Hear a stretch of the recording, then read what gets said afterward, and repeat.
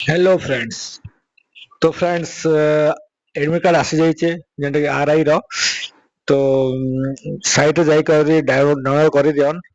Website होचे ossc.gov.in। Click करे first link रे क्लिक कर देबे।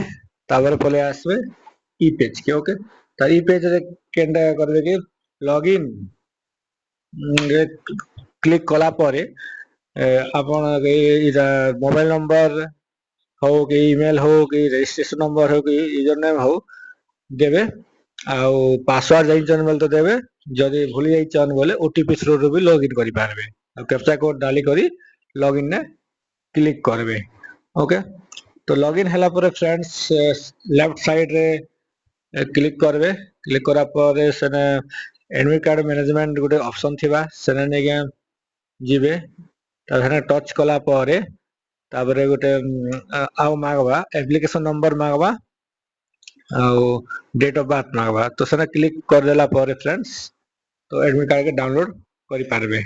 ओके तो साइड रे जल्दी जल्दी जे करी डाउनलोड करि दियन आउ केने काना पड़ीचे जानन। ओके तो thank you friends, have a nice day.